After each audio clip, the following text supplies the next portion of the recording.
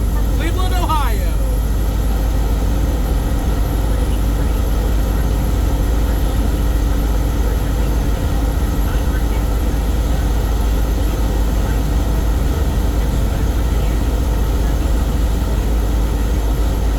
Can't really tell, I don't think, but it's snowing like crazy.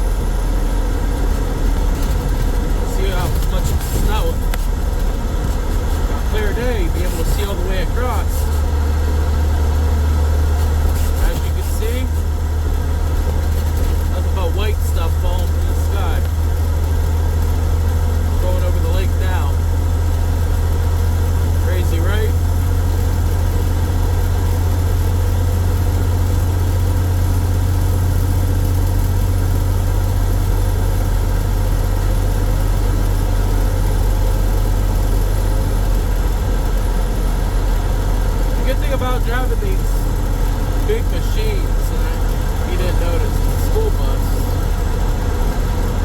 don't have nobody on board but just myself, but the tires that they put on these buses, man, they are good, they are heavy duty, they are Goodyear, they are thick, they got some really thick tread. Driving one of these bad boys in a bunch of snows, and I'd say probably 60% a lot safer than driving your own personal vehicle in a bunch of snow. This particular bus that I'm driving is a Bluebird.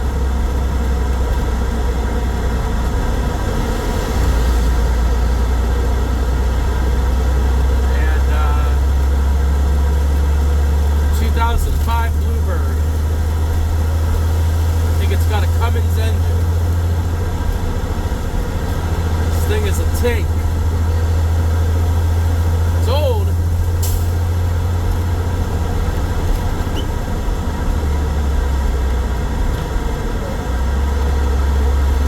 It's definitely got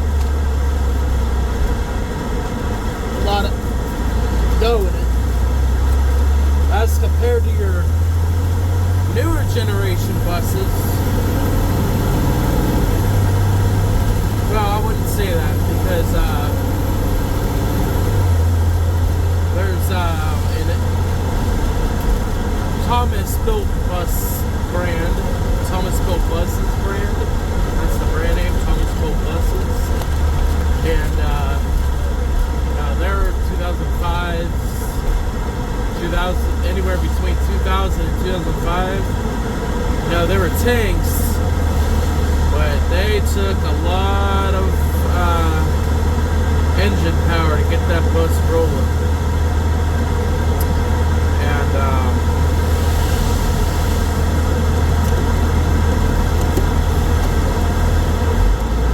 yeah.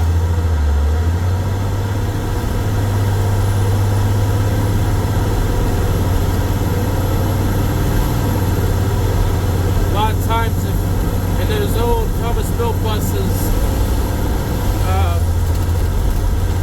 I don't know what kind of engine they are. I don't know if they were whatever they are, but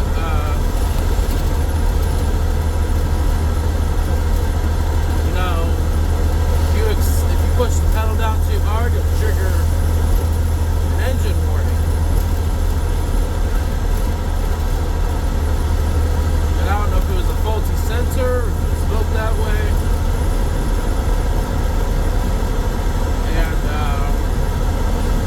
in order for that to go off, you'd have to shut the bus down or the vehicle, and you know, start it in order for it to go away. So you had to baby the pedal. You couldn't just push full throttle like some of these other buses. I don't do full throttle. I don't do pedal to the metal. These buses here, or any bus for that matter, you know, me being a bus driver for a long time, you get a good relationship with them. You get to know them. You kind of want to try and take good care of these. They'll last a long time. This particular bus that I'm driving has over 192,000 miles on it. Now, if you take good care of a bus, generally, you can get a mileage over 300,000 miles on a bus. And I think I've been in a few of them. They've been since retired due to age. And not only, the age matters because the older the buses get, the harder the parts are hard to find. The harder the parts become hard to find. So,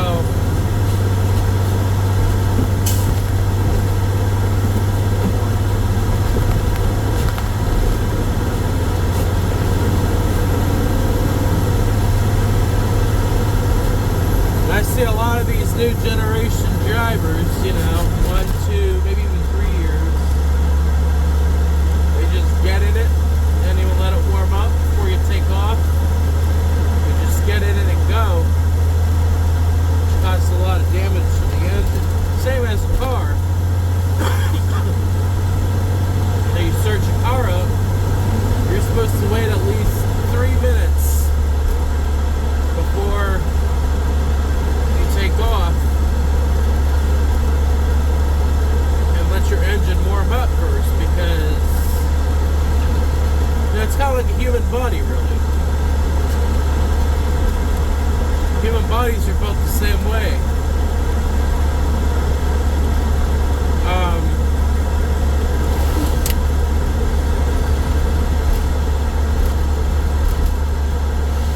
You're not going to get up from a deep sleep and just start running around the house, you know, like physically run outside, start running laps. No, you don't do that. I don't know anybody that would, or does. You know, you gotta wait till your brain, which is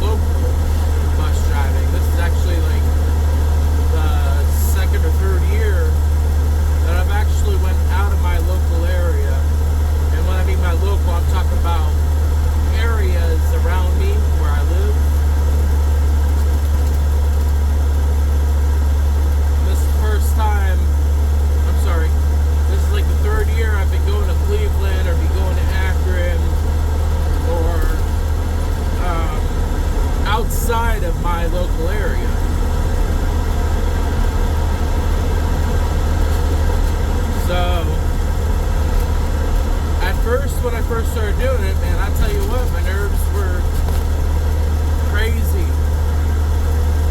You know, I was getting a lot of anxiety. You can feel them butterflies in your stomach like you're going up a roller coaster hill. Right as you get to the top, you know you're about to drop. You get those butterfly feelings, and that's how I get when I drive away from areas that I'm familiar with. And I'm pretty sure I'm not the only one that gets that way. Dealing with other drivers, especially Cleveland, or Akron, or Columbus, or any other heavy populated areas,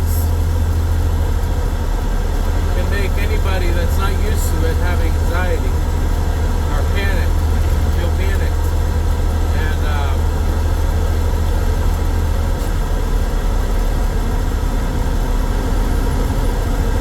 you know, some people are able to overcome it and others aren't, you know, but I didn't think I would, but you know, the more I did it, the less I started to feel alright, better.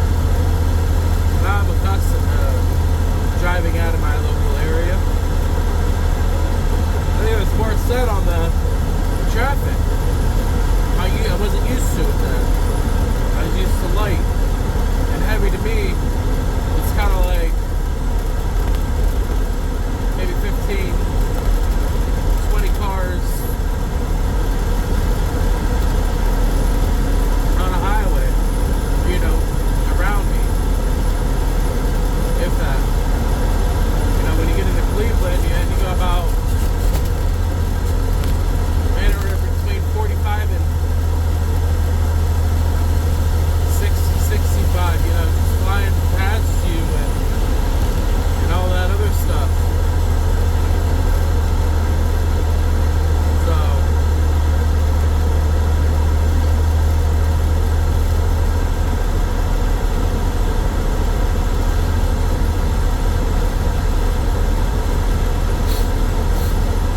nobody ever seen me become a bus driver. Now that I am, everybody's like, oh, you should go for your Class A. Because you need a Class B to drive one. I'm like, you guys are lucky I'm driving a school bus. I ain't getting any bigger than that. I want to be a truck driver. Making that big bucks, they say. Well, guess what? I'm making big bucks right now. It might not be as big as what truck drivers make, but I'm probably making more than what most bus drivers make. So I don't work for a district.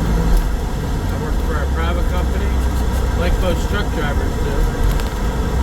But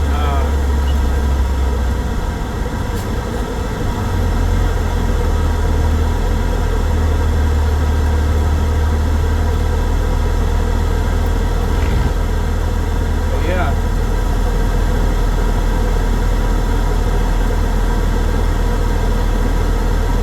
I was gonna stop at this gas station, but no, I think I could beat $3.79 a gallon. It's really expensive, so I ain't gonna go there. There was this one place in Cleveland, just this one place,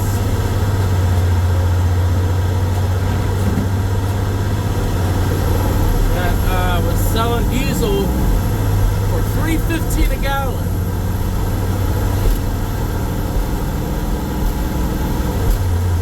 Not familiar with Cleveland, a lot of those drivers are pricks. Pricks and dicks. And literally, that's what they are.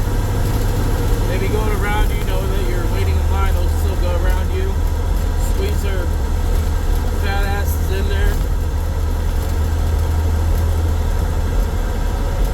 In and around you. They're a different breed. Sure, there's other places like that too, not just Cleveland. When I say a different breed, I'm not speaking the color white.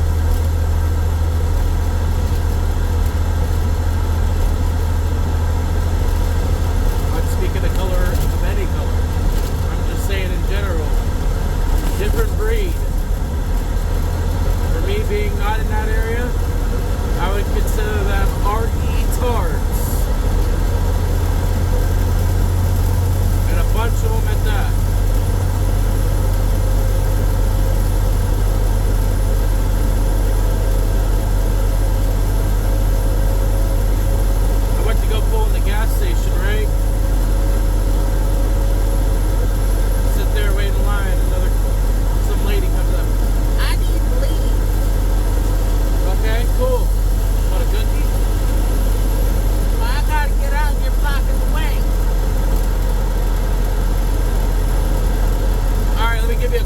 so you can pull someone who gives a shit.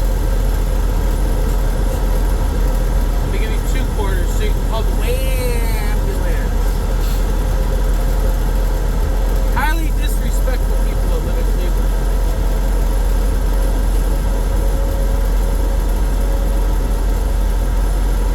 I didn't really say what I wanted to say, which is what I said on this video.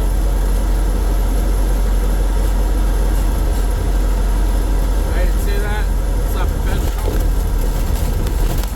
But what I did tell her is, she was like, don't you have your own fuel station that you can go fuel up at? What I said was, if I did, you think I'd be pulling in here right now? I'm here just like you are, to get fuel in my vehicle. Okay, I need to get out. I need to get out. I'm like, have a good day. I need to get out. I need to get out. No, fuck what you want. I do what I want. Back up, bitch. Now you can get the fuck out.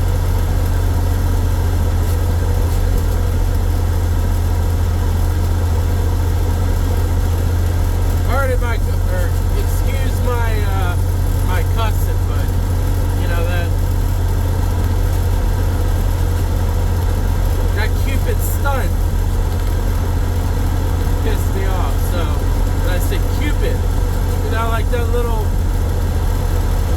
person that likes to shoot arrows at people? Cupid. Stunt.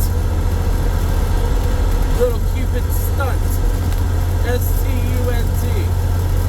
Swap the C and the S-T around, that's what you get.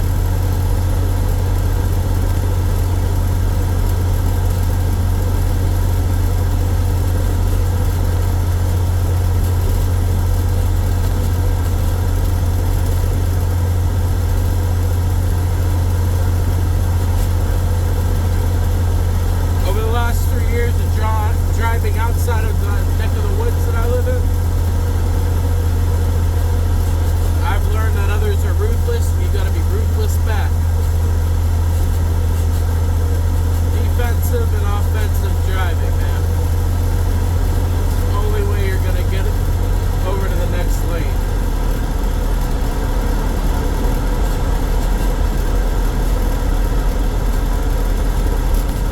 You're gonna drive with the R-E-tards. You have to show them how R-E-tarded they are.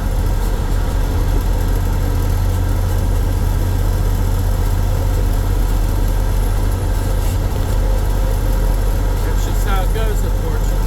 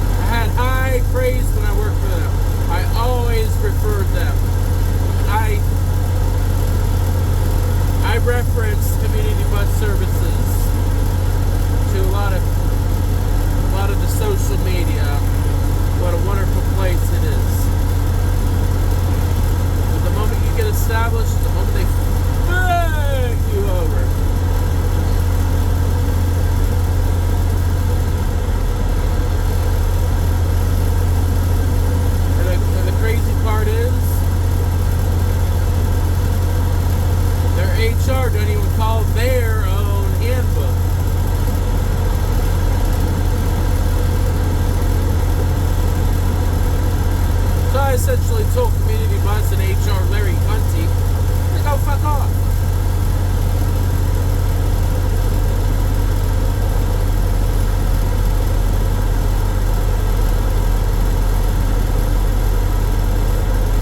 They once used to be the highest paid transportation business.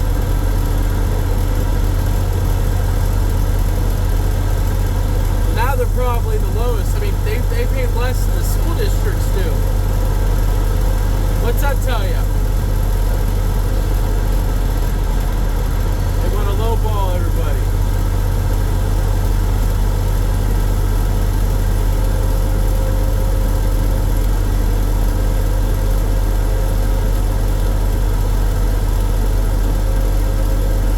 I'm making almost $10 more than they offer there. $10 more. $18.50, right? $18.50 is what they pay at Community Bus Services. Well, you add almost 10 more to that, minus 1. That's how much I'm making. Take $18.50 plus $10, minus 1. That's what I'm making. An hour.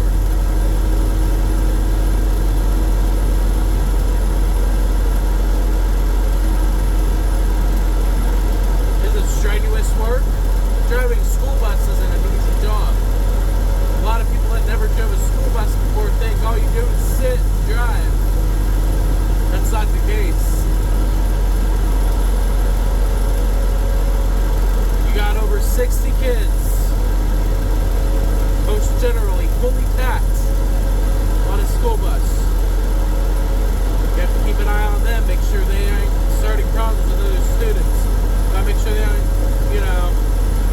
breaking any school bus rules. You gotta make sure they don't get into a fight. Meanwhile, you gotta memorize your route. You gotta make sure you are on time, all the time. Gotta make sure that you are constantly looking out your mirrors all the time. Constantly using your windshield, paying attention to oncoming drivers or drivers driving by you. Gotta make sure you follow proper protocol and procedures when dropping and picking up students.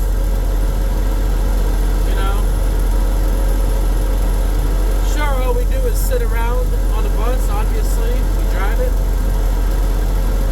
But a lot of our physical activity comes within our hands, our minds, eyes, and head. Constantly turning our heads up, down, left, right, multiple times a second. Constantly.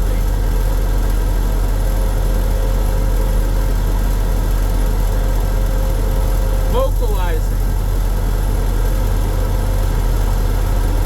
maneuvering, everything. And a lot of people try becoming a bus driver. Guess what? They end up quitting because they can't handle it.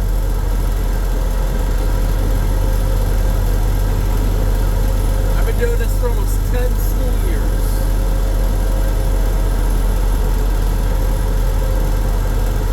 A lot has changed since the first year I started driving.